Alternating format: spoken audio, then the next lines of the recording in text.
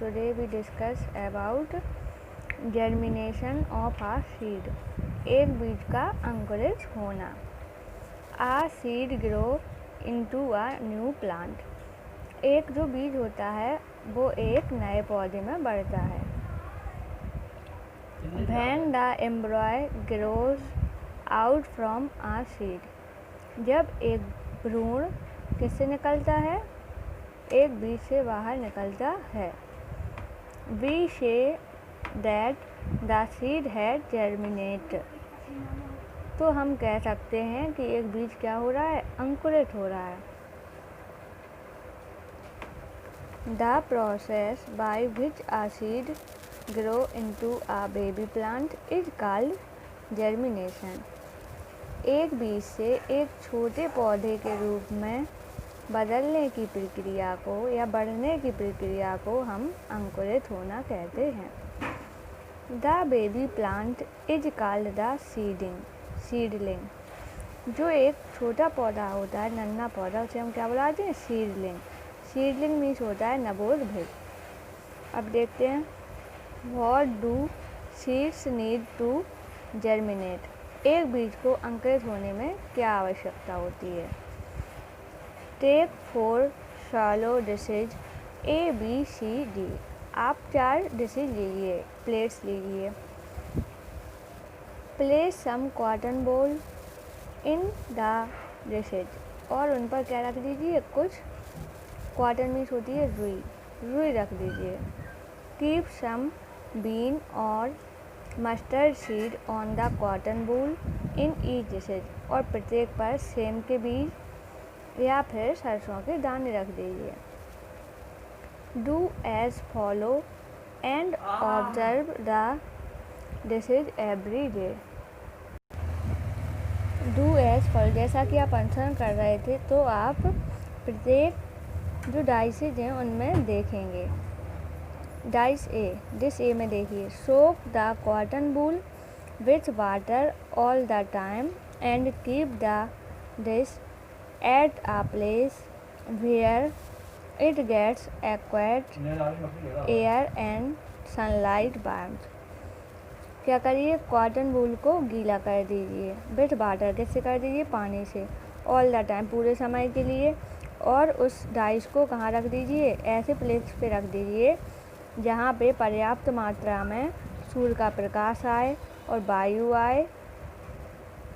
अब dice B में soak the cotton ball with water all the time and keep the dish in the refrigerator. अब cotton ball को गीला करिए और उसे पूरे समय के लिए रेफ्रिजरेटर में रख दीजिए.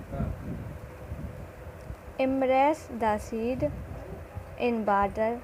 बीज को पानी में डुबोइए. And keep the dice at the place where there is adequate air and warmth. और उसे ऐसी जगह पर रखिए जहाँ पर्याप्त मात्रा में हवा और गर्मी उसे मिल रही हो. Let the cotton ball remain dry. अब यहाँ पे क्या करना है? जो कॉटन बॉल है उसको सूखा ही रहने दीजिए. And keep it at a place where it gets adequate air and warmth. और उसे ऐसी जगह पर रखिए जहाँ पे हवा आए और उसे वार्मथ, गर्मी भी मिलती रहे. What do you observe? आप क्या देखेंगे? Which of the seed have germinated? कौन सा बीज अंकुरित हुआ है? You will find that only the seed in dice A have generated. जो डाइस A थी उसका ही बीज केवल अंकुरित हुआ है. और क्यों हुआ है? This show, यह दिखाता है that a seed needs water, warmth and air to germinate. एक बीज को अंकुरित होने के लिए पानी, गर्मी और हवा तीनों की आवश्यकता होती है. Dice A satisfies all the 3 conditions.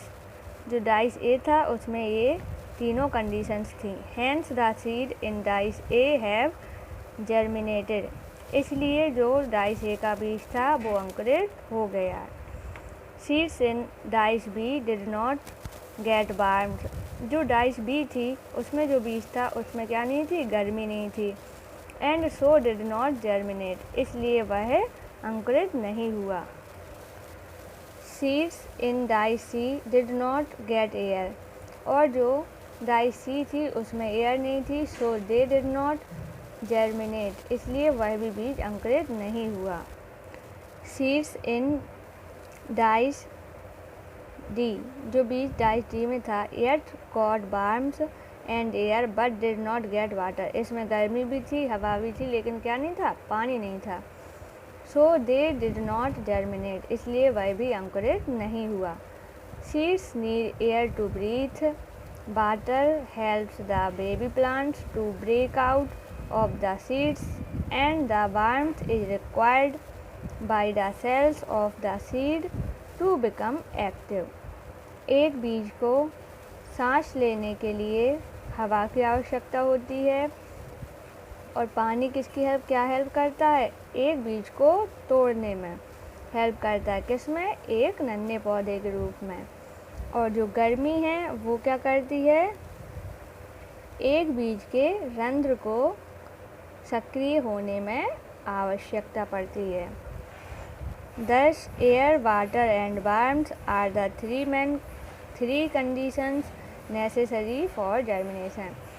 इस प्रकार हम कह सकते हैं कि एक बीज को अंकुरित होने के लिए हवा, पानी और गर्मी, इन तीनों कंडीशंस की आवश्यकता होती है। Thank you everyone.